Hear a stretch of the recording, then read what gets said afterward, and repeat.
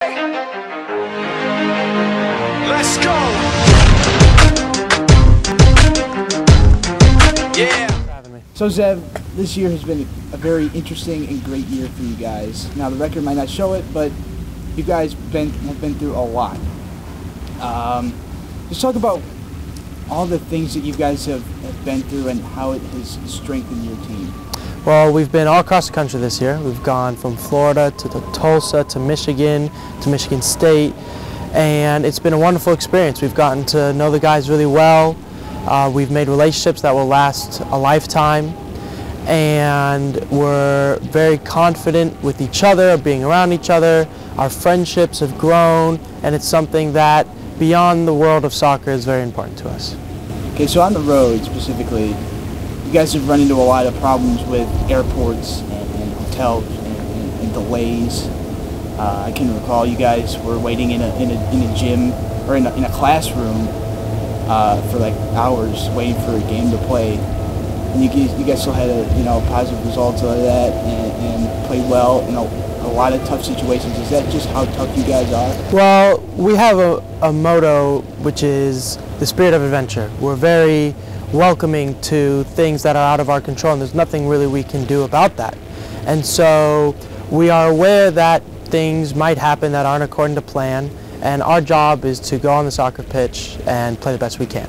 So although it might not be ideal, it's what we signed up for, and we're ready to take it head on each time we travel.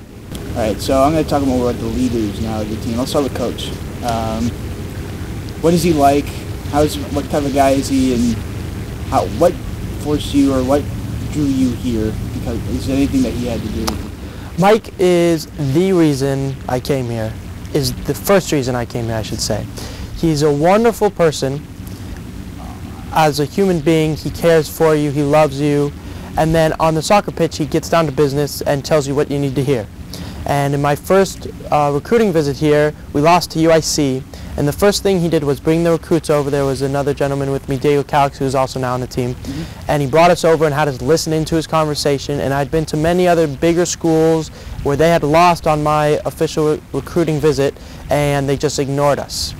And that was a big sign to me that he really cared for us as not only soccer players but as people. And the main thing that he does during his recruiting process is he's obviously recruiting good soccer players, but his bigger question is, are you a good person? Because if you're a good person, then you'll fit into our team and help us win as much as possible. And he brings in these types of players that are all good people, and once I met the guys, I was sold. And that's what brought me here. Let's talk a little bit about you now. You're a junior, right? And your major is communications. Specifically, what is it again? Public relations. Public relations. All right. So I know. I mean, this is hard to think about now. I mean, I can't even think about it. I mean, it's kind of hard to think about it now. So, what do you want to do once soccer is over, or once school here at Valparaiso is done? I'm going to go for the dream, and I'm going to go play professional soccer. I'm confident in my ability, as well as with those around me to help me become a better soccer player every single day. And so that's what I'm going to do. Now, I went to a school to get an education in case something happens. It's possible I could get injured. It's possible no team could take me. But I'm going to go for my dream, which is to play professional soccer after college. You've played with a great club team in England, Fulham. Just talk about your experience with that. It was a great experience. It was an eye-opener to me because all the players are so professional, and the environment is really professional, which is another reason why I came to Valpo, because I compared it to a professional club like Fulham, and we're not far off. There's a lot of different, obviously we're in school, all they do is play soccer, and it's a lot different because here, our job is to win. Where at the youth level in teams all over the world, their job is to develop. And so their main focus is to get one kid to play for the first team and have him, get sold, and once he's sold, they make a bunch of money. Here, our job is to win. And at Fulham, I developed as a player tremendously, and fortunately I've been able to take those skills to the soccer field here to, one, help us win the Rising League in my freshman year, and then hopefully continue to help us succeed. Okay, you guys have played all the toughest teams, toughest schedule in the whole nation, in my opinion.